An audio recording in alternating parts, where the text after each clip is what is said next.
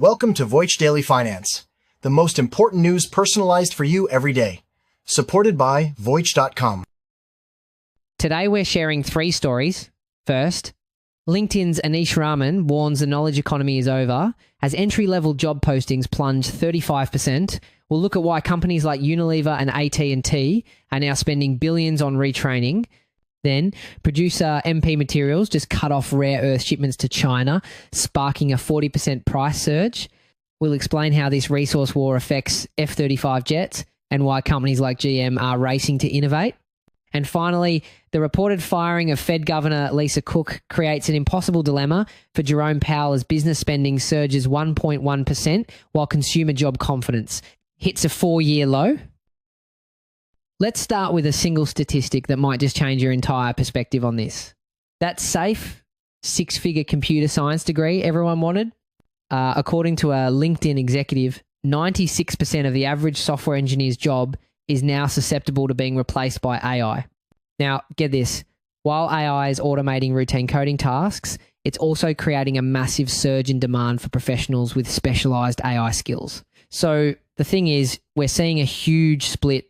While job prospects for coding bootcamp grads are falling, some AI engineering roles are now offering compensation packages over $300,000 a year.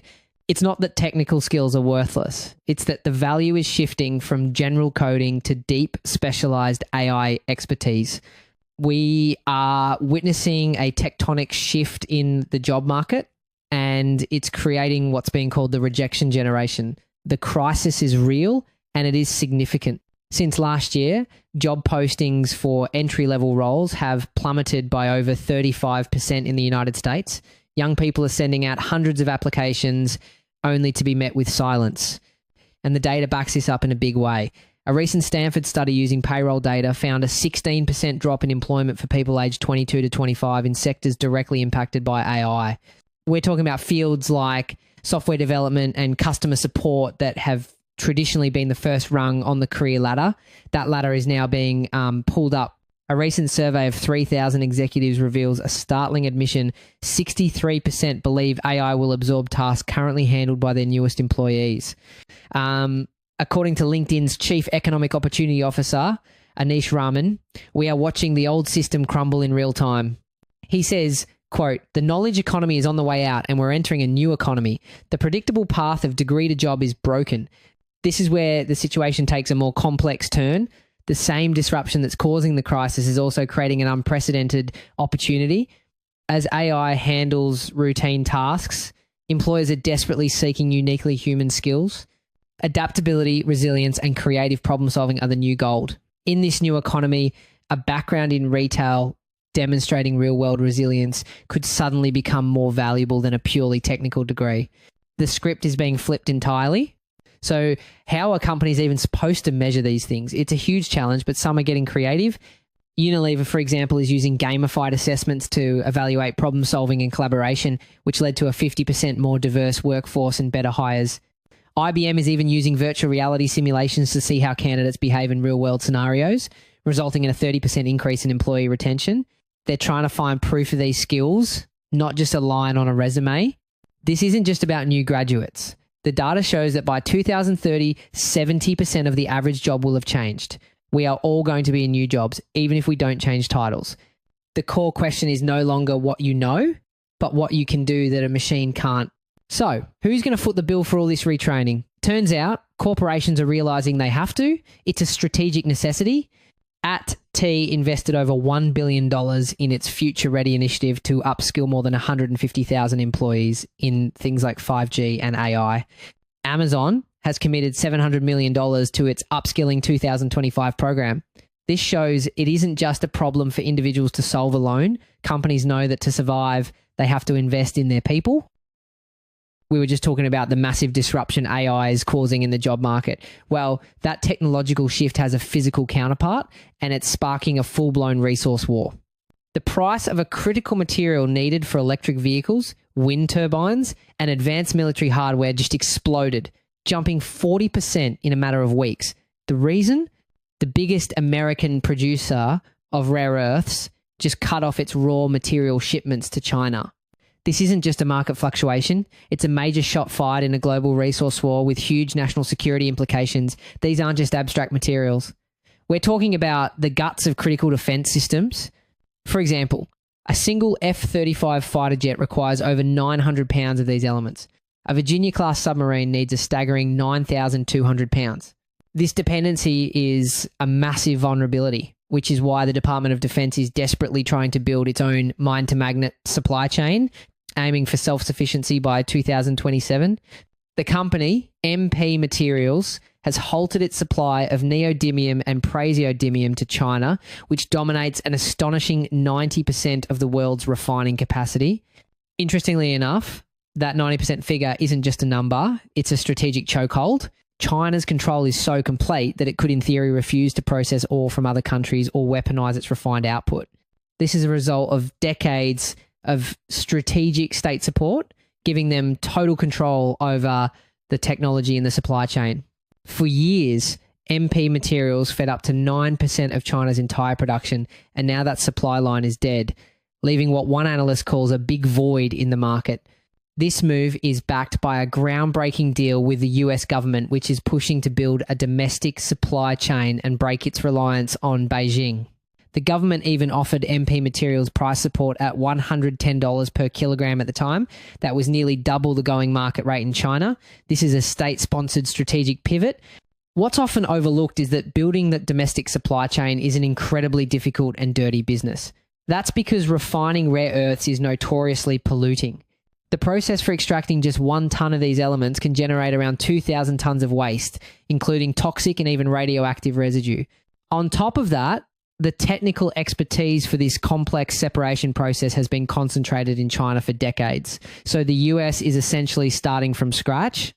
The timing couldn't be more dramatic. China is entering its peak manufacturing season for EVs and consumer electronics, and global demand for these rare earths is projected to grow at 10% this year, while Chinese output is only expected to increase by a modest 5%. The squeeze is on.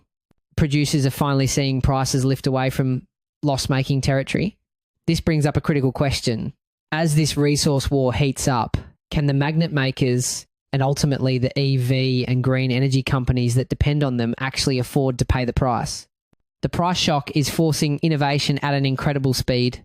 Companies like General Motors and Stellantis are already investing millions in companies developing rare earth-free magnets like Neuron Magnetics' iron nitride technology.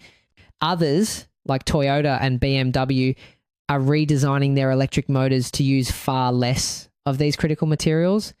So while the resource war is real, it's also kicking off a technological arms race to design our way out of this dependency.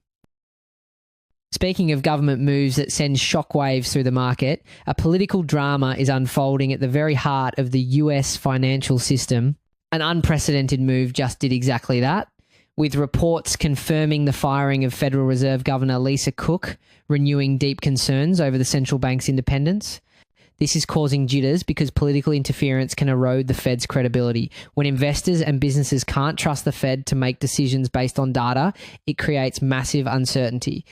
This trickles down to everything, affecting long-term R&D investments and even making it harder for innovative tech companies to secure venture capital funding, potentially stifling the engines of future growth. But while that political firestorm was erupting, the economy itself was sending bizarre and conflicting signals.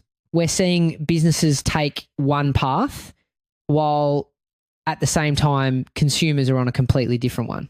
Business spending, for instance, just went into overdrive. So-called core capital goods orders didn't just inch up, they surged 1.1%, completely blowing past economists' forecasts. Shipments of that same equipment posted their single biggest gain in more than 2 years. Now, here's an interesting thought. This might not be the sign of a booming economy we think it is. What we could be seeing is a massive divergence between hard data like these equipment orders and soft data, which is how people feel. Research suggests that in the face of uncertainty and rising costs, businesses are investing heavily in automation, AI, and robotics. They are buying machines to enhance efficiency and reduce their reliance on human labor. That's the critical connection here. When we place this surge in business, spending alongside the feeling on the ground for workers, the contradiction becomes clear. At the exact same moment, consumer confidence in the job market absolutely collapsed, hitting its lowest point in over 4 years. The share of consumers who believe jobs are now hard to get spiked to a level not seen since February 2021. This surge in business spending and the collapse in consumer job confidence might be two sides of the same coin. Businesses are investing in technology to protect themselves, which in turn makes workers feel less secure about their jobs. It's a potential self-fulfilling prophecy playing out in real time. One senior economist at Wells Fargo warned that as businesses face rising costs, they must look for ways to preserve their profit margins. And one way to do that is by keeping a lid on labour costs. And believe it or not, companies are now using incredibly sophisticated tools to do this. They're deploying AI-powered analytics to model supply chain disruptions and get ahead of costs before they even hit. This divergence creates an impossible dilemma for the Federal Reserve. Fed Chair Jerome Powell has already pointed to labour market risks while signalling a possible rate cut. But the same report shows consumers' inflation fears are now spiking again, with expectations hitting a worrying 6.2%. So it all comes down to this. Does the Fed cut rates to calm a terrified consumer, or does it hold the line to fight rising inflation while businesses are, for now, still spending? The answer will define the entire market. That's it for today on Voice Daily Finance. Follow, share, and stay tuned for daily updates coming your way tomorrow.